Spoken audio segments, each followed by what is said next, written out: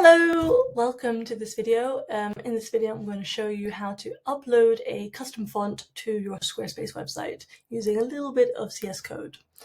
First of all, hi, my name is Hannah and my business is Shiny Happy Digital, and I work with creative businesses to help bring their personality into their websites effortlessly.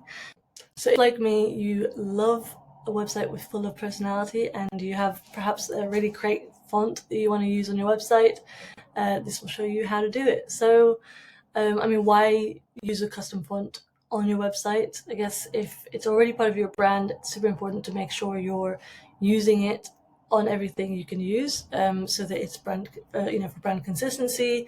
And also, having a custom font on your website just shows all your personality and kind of makes your website quite unique to other competitors.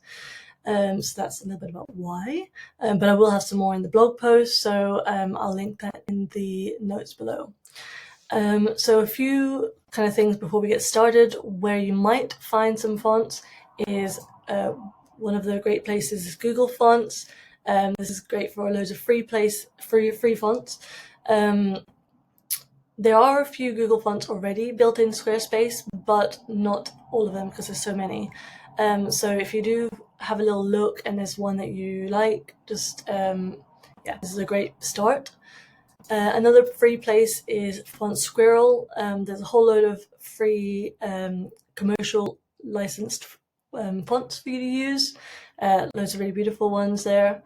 So that's the two free versions. And then another one that I really like is Creative Market. There's so many beautiful fonts designed and they're just stunning. These ones aren't free. You'll have to purchase them for a license, but this is just to give you an example of what you would need to do. Once you find a font that you choose, just make sure you choose web font and select how many page views your website is getting. Right, so now you've chosen a font, you've browsed all of the ones that are available, and you are finally happy with one. Make sure to download it as a file. It should either be an OTF or WTF. So those are the two options it probably will be. So once you go into your Squarespace website, go to Pages, scroll all the way down to Website Tools, and then Custom CSS. Depending on which version you're on, it might be in a little bit of a different place. Squarespace is always updating it and changing it, so I'll try and update this in the description whenever it changes. But for now, that's pretty much where you should go. So first of all, before we can add any code to show the website where the font is, we need to upload the font. So you go to Custom Files, click on Add Images or Fonts, and find your font in your Downloads folder. This is one I've already added in, so I know I've got it already there.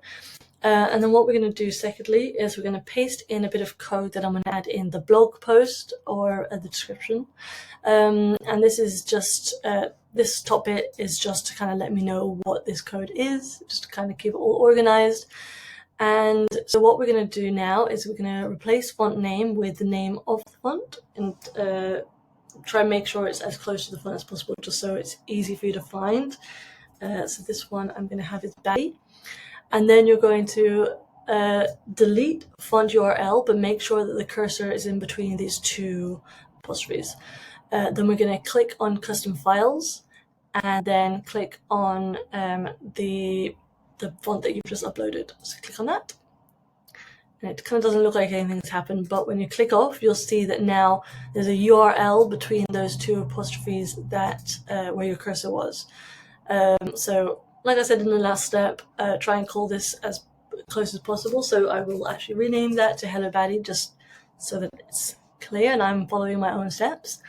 So yes, that's essentially us telling the system that this font, Hello Baddie, is this file that I've uploaded. So that's step one. And then the next one is we're going to, for now, we're just going to do it to headers, header 1. So you type in header 1, and I'll add in this code as well so that you can just copy and paste it. But what we're going to do is use this kind of curly bracket, and then font family, and then do Hello Baddie.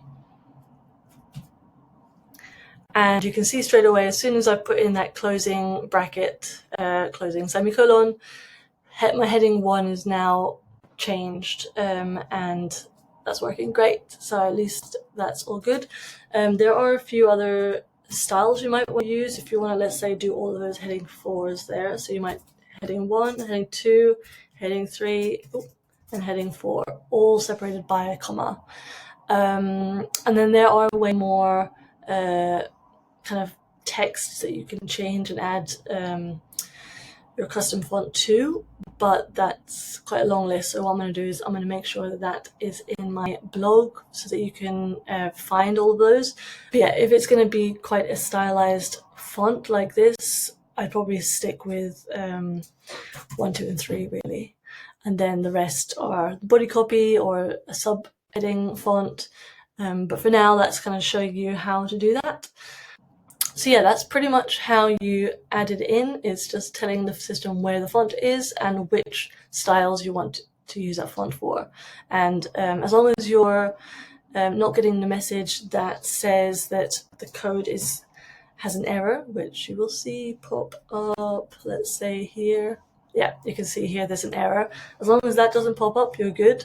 Otherwise, it could kind of mess up your website. Just make sure that you have copied the code exactly as I've got it. And then as soon as you're happy with that, press save, and now it will show as it should. So yeah, I hope that helps. And if you have any questions about how to do anything while you're DIYing your website on Squarespace, just let me know in the comments, or feel free to email me, or ping me a message on the blog. I'd love to hear what kind of things you like teaching. And I'm all about making sure that you feel more confident using Squarespace and editing your own website, because these tools are really great for you to be able to do that. So yeah, let me know if you have any questions, and I'll see you in another video soon.